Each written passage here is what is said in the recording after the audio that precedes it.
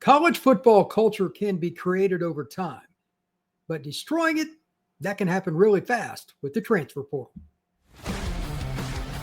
Locked On presents The Portal, the daily podcast covering college football recruiting and everything NIL.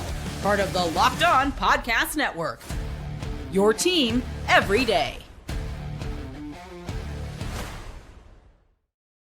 Welcome back to the Portal Podcast, where you get your daily recruiting, NIL, and transfer portal scoop. I'm your host, Brian Smith, longtime college football writer and recruiting analyst. Thank you for making the Portal Podcast your first listen each and every day here on the Locked On Podcast Network. Today's show is brought to you by our friends at Gametime. Download the Gametime app, create an account, and use code LOCKEDONCollege for $20 off your first purchase. This is rather interesting podcast because it's a lot of data. And I was shocked, literally shocked, at how consistent it was with which teams took fewer players from the transfer portal and then turned that into victories. There are a few exceptions that I'll get into, but if you take nothing else from this podcast, note the following. If your favorite college football program is taking 15 or more players in any given year, the chances of you making a run in the college football playoff, note that I didn't say just make it. Making a run in the college football playoff are very limited. We'll go over the numbers specifically. Most of the teams won't shock you who take fewer. Obviously, Clemson, because that's talked about a lot. But there are a few others that may surprise you on both ends. Who probably take too many, who miss too much in the high school ranks, etc. We're going to break that down. And I'm going to focus primarily on major college football programs from the ACC, the Big Ten, and the SEC. But overall, we're going to look at things from a broad perspective and just go through how many guys for the 2025 season, if you really want to know who can not only make it into the playoff, but who can advance, this podcast is for you. So let's start off with the baseline here. I've got several different points that I want to make, but if you're looking at it, how do you handicap win totals, making the playoff, making a run, making the Final Four, whatever measurement you want, there are a handful, and we can go through those in many different ways. But high school O-line recruiting is paramount. You got to sign probably 18 or more in a 5-year window to have much of a shot, or you really got to get lucky with the players you took and hitting on one or two transfer portal players. That's hard. Indiana did that a little bit last year. Miami's been very successful finding like that one guy at center. You can go through that. That's fine. But overall, high school recruiting with O-line is very, very important. But on the other side, the other position we talk about a lot in the portal is quarterback. There is a wide variety of teams that have been either successful with just high school guys or with transfers over 30 years. Most quarterbacks transfer. It's just true because there's one guy that's going to play the majority of the snaps, and most people aren't very patient. So quarterback is totally different than O-line, even though they are very important in general. So keep that in mind. Also, impact players. If you're going to use the portal, it can't just be, not that there's anything wrong with it, but like a long snapper, punter, etc. You need impact guys because you're going to spend a lot of money. Instead of using your capital to keep guys on your roster, if you're going to go out and get somebody from another team's roster, oftentimes pilfering them, if you know what I mean, you better spend wisely. It's got to fit your culture. It's got to not mess up your locker room. Look at Florida State in 2023 compared to 24. They took some guys that it didn't work real well, and they just bottomed. You have to make sound decisions with the players you bring in, not just from a talent perspective, but how much money is it going to tick off other players? There are a lot of things that go in with it. But again, the number of guys you take overall is probably a signifier in many different ways if you can win a national championship or even make the Final Four. And here's a stat to kind of really set the tone. Last year's Final Four, Penn State, Ohio State, Texas, and Notre Dame, combined, they took 35 players last year from the transfer portal in their 2024 class, like those finishing pieces. 35 combined. Penn State, just as an example, they took 6. Texas took 12. Ohio State took 8. Notre Dame took 9. That's just really low totals. In comparison, while I think Ole Miss is a dark horse and has a great chance to make the college football playoff this coming season in 2025, and we'll go through this again. I've got a bunch of SEC, ACC, and Big Ten schools. I got the numbers. The Rebels took 30 players thus far for the 2025 season, and barring somebody, coming in late, you never know, that's going to be their total. That's probably too many to make a run. Not saying you can't make the playoff with 30, but getting into the Final Four, how much continuity you're going to have with 30 transfers? That's a lot, man. That's a whole bunch of players. So let's go through the numbers and talk about it. Who has a shot? Who's under 15? Let's start with that, and then there's some caveats with it. Number one, it's not just the number. For instance, does anybody really think that Iowa is going to the Final Four of the college football playoff this year? I don't. But Iowa only has 9 guys that they took from the portal. One of them's quarterback, guy from, I think, South Dakota State. He was either South Dakota State or North Dakota State. Good player. They'll have a better opportunity to throw the football and be impactful, but do they have enough speed and talent outside the numbers at receiver to really make it to the Final Four? I doubt that. Well coached, really good offensive line. Kirk Ferentz is a Hall of Fame coach. All of those things are great, but you still got to meet a certain threshold, right? You got to hit a certain level. Let's just use the ratio that Bud Elliott talks about, the blue chip ratio. From 24/7 Sports, if 50% of your recruits aren't 4-star and 5-star, you're probably not going to compete at the highest level. Iowa does not meet that metric by any stretch. Here are some other numbers that are interesting, and I'll go back through these overall. But Illinois, this is just Big Ten. Illinois is at 18 this year. Penn State, 8. Ohio State, 11. I just mentioned Iowa at 9. Minnesota, 22. They've got a good culture in their program, but 22, that's a little concerning. Oregon, 11. That's a little lower than I thought it was going to be. The Michigan Wolverines, 16. Indiana, 23. I'm going to come back to them. I'm going to use them as a barometer. There's a very special case with Indiana from last year compared to this. UCLA, 31. I was surprised it's that high. That's probably not a good sign. Nebraska is improving their culture, recruiting better, and their transfer numbers are going down. They're close to where they need to be, but they're at 17. And then the Southern Cal Trojans, they had 16. Let's go through a couple of these. And again, I want to mention Indiana. Last year, they had the magic run.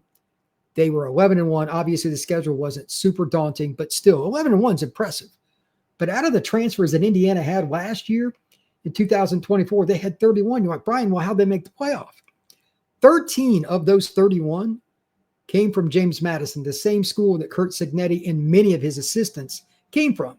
So while they are labeled transfers, they already knew the systems, the offensive and defensive schemes. So yeah, they changed uniforms, but it's the same coaches. It's the same parameters. So there can be exceptions to this. And they still got wiped in the playoff. They were getting smashed by Notre Dame for most of that game. So again, my number is about 15. If you're above 15 or even at it, probably, you're probably not going to make a deep run. 15 is my number. You could have the Messiah at quarterback, and they just got a really good one, by the way. Fernando Mendoza, maybe they proved me wrong. They got a few of those holdovers. They got Mendoza, etc. Maybe Indiana makes a run, but it's going to be tougher this year. Illinois, they're interesting as well because they've got 18 transfers. That's too high to probably make a run, but a couple of points. The quarterback's a transfer and a returning starter. Not one, but both of their offensive tackles have a chance to get drafted. They're both transfers, but they're both guys that transferred already last year. And we're like third, fourth team Big Ten players, all Big Ten. That's a pretty good thing. If you're going to take transfers, okay, they got to be impactful. They're taking them at critical spots, and they got them to return. Now they're in the system. Now they're part of the culture. Now they really have bought into Illinois. 18 is probably too high for Brett Bielema and his crew, but if you're going to do it, it's not that much over 15, and you've got a quarterback that's returning. You got both your tackles. That's a really good sign. When we come back, we're going to start breaking down the SEC, Clemson, Notre Dame, and some of the other prime schools around college football. That is next here on the Portal Podcast. Time to fuel up and turn it up with 5-Hour Energy Transfusion. It brings the bold grape, ginger, and lime flavor of your favorite golf drink, minus the alcohol, into a quick, energizing shot. Whether you're sinking birdies or just making memories with friends, this one's a hole-in-one for your energy game. Let's be honest, some days on the course or possibly off of it, you just need that extra boost to stay focused. With anything that you do, there's always a chance that you need a little something extra. Well, that's where 5-Hour Energy Transfusion comes into play. Whether you like something that is like grape, maybe it's orange, maybe it's raspberry, whatever flavor, you could have some fun with your buddies on the golf course. Or if you're in a serious game, playing for some serious cash, there's a way to help you out with transfusion. There's also something else to note, and that's how easy it is to get this. If you go to 5hourenergy.com today, that's the number 5hourenergy.com. You can use promo code LOCKEDONGolf to receive 20% off your order. This is only valid through September 30th on one order and cannot be used with other promotions. The code is not good on subscription orders. Whether you're meeting up with friends or trying to turn 18 into 36, get the same energizing boost you need to power through every time. Order transfusion flavored 5-Hour Energy shots today.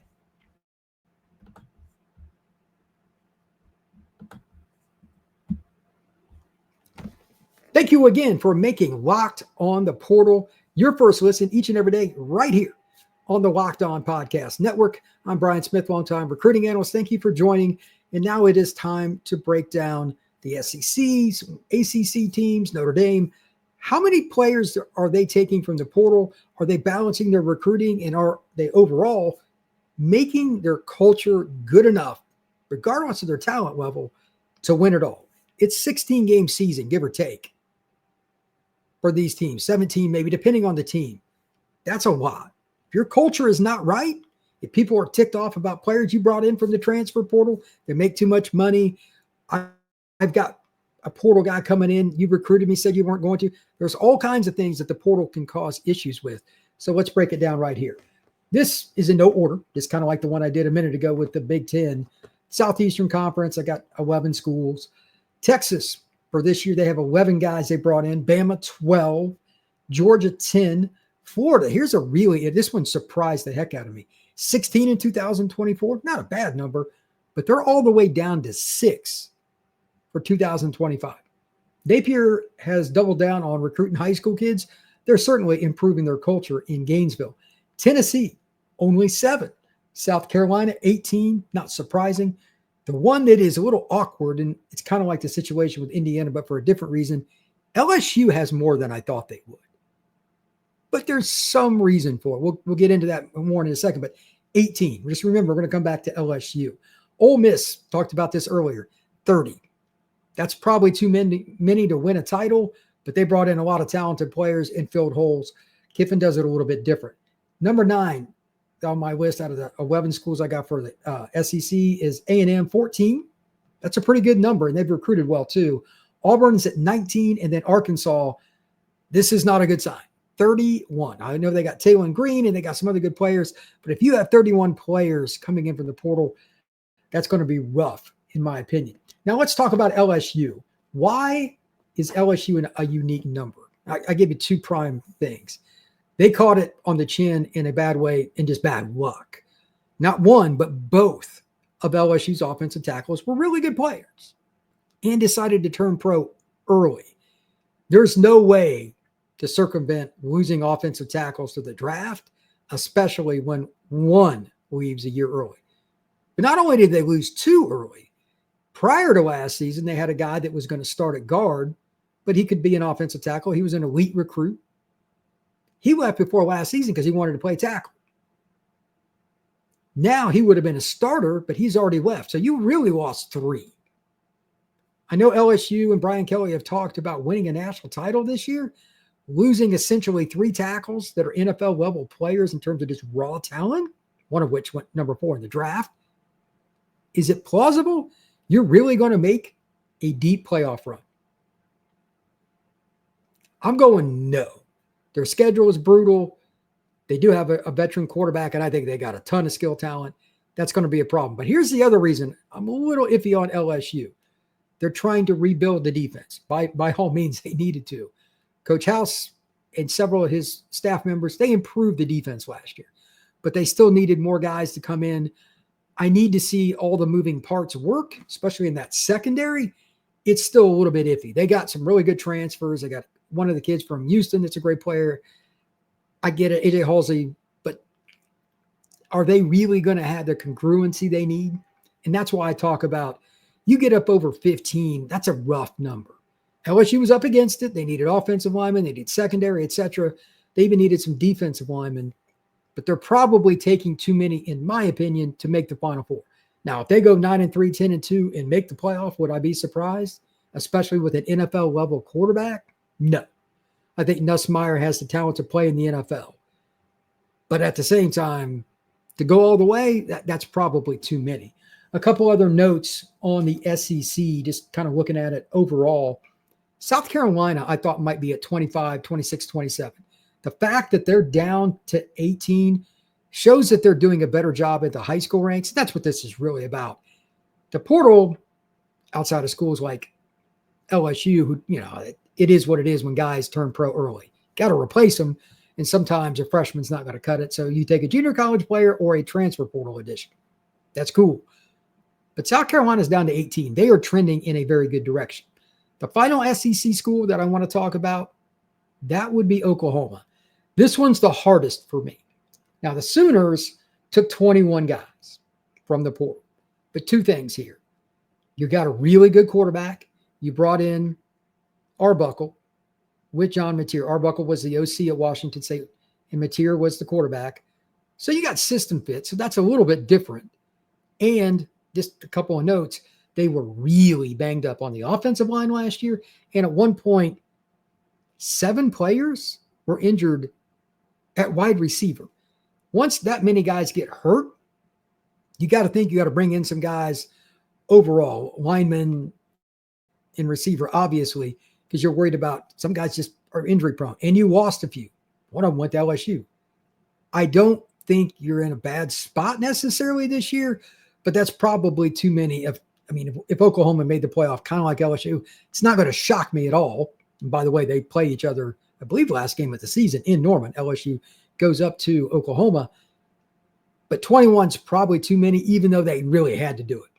To me, for Venables and his staff, this was a baseline year, meaning what set the roster, what's obviously improved. They were underachieving last year, but the injuries are too much. They had to take more guys than they probably wanted, and that's just the way it is.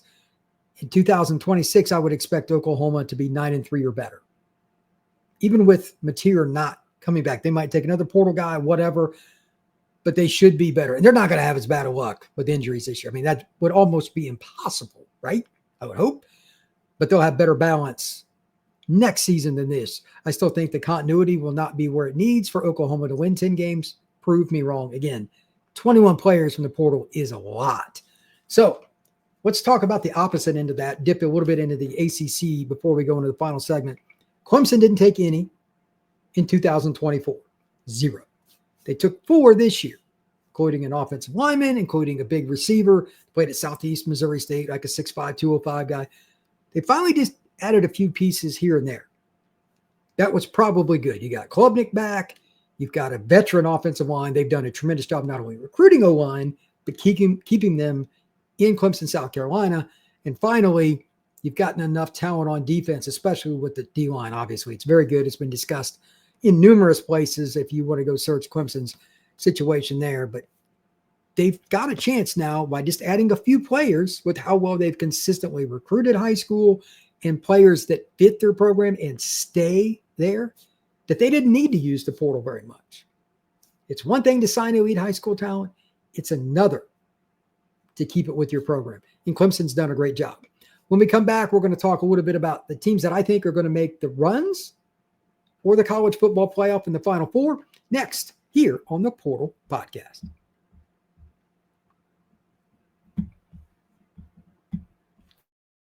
We've all been there, logging on early and waiting forever for concert tickets to go on sale, only to lose your spot for a show you've been dying to see. Live music should be about making memories, not dealing with the stress of ticket shopping. That's where Gametime comes into play.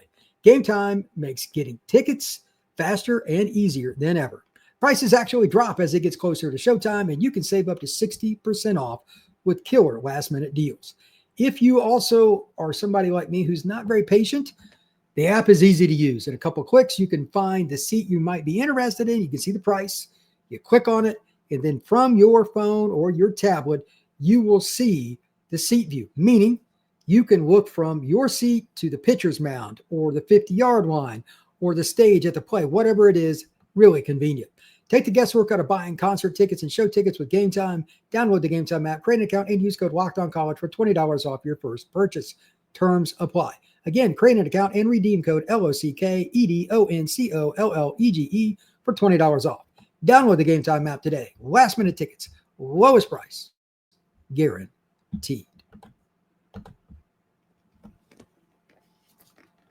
Thank you once again for making Locked On the Portal your first listen each and every day. Let's talk about the national championship race and just using my theory here, the teams that take the fewest transfers, obviously there's a certain threshold you got to reach. Again, no offense to Iowa, they're not going to the Final Four. And taking that and looking at, okay, who's got the best chance to not just make the playoff this year, who can win the whole dang thing? A couple of notes. In college football, there are always just weird trends within conferences. Like one year, a conference has a whole bunch of returning starting quarterbacks, and then the next year it flip-flops. Look at the Big 12 this year, like 12, 13 guys have starting experience at one school or another, whether they transferred. It's insane. On the flip side of that, look at the Southeastern Conference this year. A lot of newbies or somebody that's maybe started the game because somebody was injured, something like that. Georgia's in that boat. But you've got Ty Simpson at Alabama. He's played he's thrown like 50 passes in 3 years at Alabama. LSU's got Nussmeier. That's the obvious easy pick. You got Wagway that started some. Tennessee's in a really weird spot. Aguilar started, but he didn't get to go through spring. So there's some fluidity with the quarterback spot. Arch has played, but not a ton at Texas. A&M's got a guy that's played, but he wasn't good at reading defenses. He was just a really great athlete. Lots of different moving parts. So all that plays into it. I get it. But just from a numbers perspective, combined with your common sense with quarterback, O-line recruiting out of the high school ranks, we'll talk even more about that over the next few weeks as we get closer to the college football season kicking off. Here are the guys that I think are the teams that really have a chance to win it. Clemson, they got a quarterback, elite high school recruiting along the offensive and defensive lines, really good coach. Schedule is favorable. They got Florida State at home. They play like South Carolina and them. It doesn't matter who's at home. That game's a war, but they don't play a schedule that scares me that much. And LSU's at home in game one. Even if they lost that, they would have 11 more games to kind of make up. And especially if they beat South Carolina at the end, I think they'll win the ACC. They've got a great chance. Notre Dame, they have, let's see, what is it this year? 8 players from the transfer portal. I know they've got CJ Carr or Kenny Minchie going to start, but they're going to win at least one of the 2 games to start the season, if not both. They play Miami off week, play A&M at home. They got Boise at home. I don't think they're going to beat Notre Dame. They got NC State at home. I doubt they do. And they got USC at home. The back half of the schedule is very favorable for the Irish. If they're not at least 10-2 this year, I would be shocked. And again, they've got great culture. They proved that last year.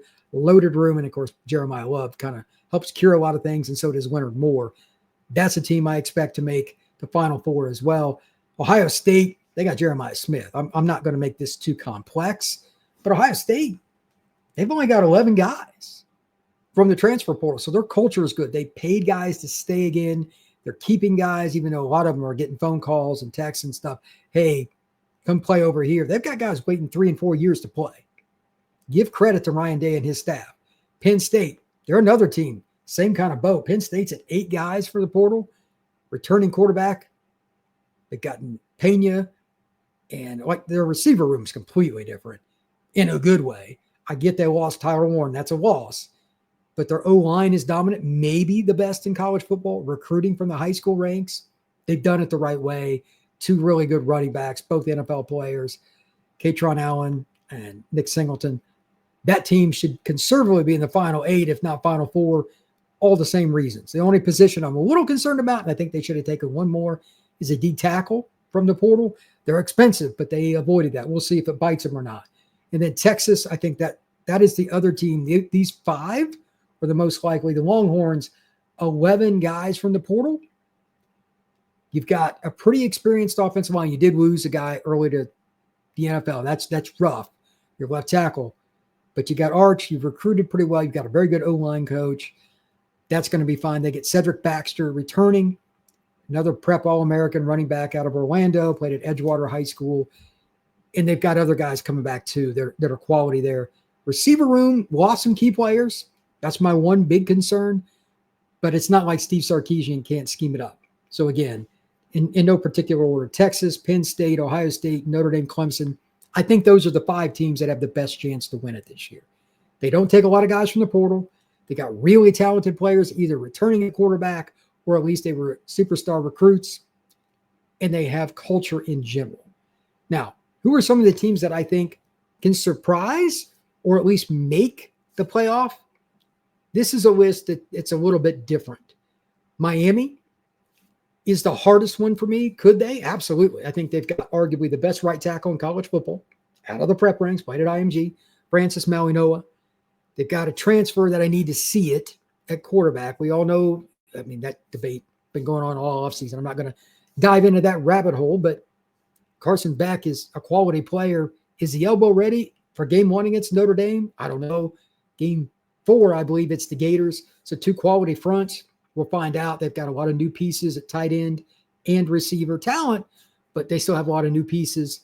We'll see if it works out there. O-line's really been coached well. Alex Mirabal. The defense is the question for them. They had to do a lot of stuff in the back end. Got a bunch of moving parts in the back end of their secondary, and they sucked last year, and they shouldn't have. I don't know what happened. New staff, all that stuff. But Miami has a chance to make the playoff, and if they don't this year, there needs to be some questions about what's going on with the coaching staff at Miami, especially at the top. That's just reality. As for the ACC in general, don't be shocked if Louisville or SMU, they both have really good head coaches that found a way to piece it together over the last couple of seasons and at least be close. And SMU did make the playoff last year, even though they went against the trend and used mostly portal guys for the offensive line. Again, I don't think you can win a title doing that, but if either SMU or Louisville made a run to get to the playoff this year, Brett Lashley is a great coach. He already proved it once, year 1 in the ACC. They could make it. Don't be shocked. Do not be shocked. Of course, Braum at Louisville, he's also a guy that knows what it looks like to at least make it to the ACC title game. He did that in 2023, so don't be shocked there. The Big 12, I wouldn't want to touch with a 10-foot pole, but their automatic bid, if I had to guess, I would say Kansas State, Baylor, Arizona State, one of those 3. But again, that league is loaded with returning quarterbacks. We'll see. Would it shock me at Texas Tech with all the defensive talent they went and got from the portal? We'll get there. No. But I still think Texas Tech took too many guys. They took a ton of portal guys, and there needs to be a culture fit. I need to see it proven first. But it's possible. Iowa State, they got Rocco Becht back at quarterback, but they lost not 1, 2 NFL receivers. They're a dark horse, in my opinion, out of the Big 12. We'll see. The whole Dion situation, I'm rooting for them. I hope they make a run and they could at least make the Big 12 title game. I think that would be great for college football. But now I need to see it because he's missed so much time. I don't know how much congruency they have in another area. And obviously, they're the most portal-heavy team in college football. So we'll see there as well. On the backside of this, Oregon's still going to make the playoff. Again, looking at my list, the Ducks, they only took 11 players. Only 11. And while I understand that they got a new quarterback, it's not an experienced transfer guy, the Ducks still have a lot of talent, especially the defensive and offensive lines. Lanning's done a great job of getting those kids. And he went out and supplemented where he needed to with the portal. They've done a really good job of mastering the combination of both.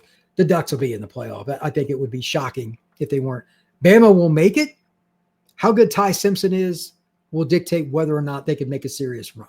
I think they're somewhere between 6 and 9 in terms of this season. And if Ty Simpson hits, they could be number 1 because Caden Proctor, in my opinion, if I could only take 1 left tackle for this year, I'd take Proctor. That's a great starting point. And they've got plenty of talent. James Smith and Quay Russaw and all these different guys in their front 7 that are just finally kind of coming into their own. They should be really good. Secondary might be the best in the country. And they got Ryan Williams. They only took 12 guys from the portal. So they kind of meet the criteria. They got explosive players. Got to figure out that quarterback. We'll see. But he's got a chance to be good. And obviously the track record for DeBoer, Grubb, they figured this out, man. They understand how to coach quarterbacks. And finally, just kind of a point overall, there will be one team, kind of like last year with Arizona State. I don't know, maybe it's Arizona State again, that doesn't meet this parameter that I'm talking about, 15 or more, that's going to at least make the Final Eight and maybe be in the very, very close to making the Final Four. Arizona State had Cam Scatterboo kind of leading them, but they had Levitt, another transfer as well, at quarterback. Maybe it's them. Who is it this year? Illinois is my pick as a team that will sneak into the playoff. I don't know if they'll make a run, but they're at 18 transfers. Arizona State's probably more than that. I didn't even look them up. But I respect Kenny Dillingham and his staff. They do a great job. But who is this year's surprise team to make the playoff? Whether they took a whole bunch of transfers or not, comment down below. Thank you once again for making the Portal Podcast your first listen each and every day. I truly appreciate you stopping in. Please hit that like, subscribe, share this podcast, and comment. It truly helps the algorithm. We will see you again soon on the Portal Podcast.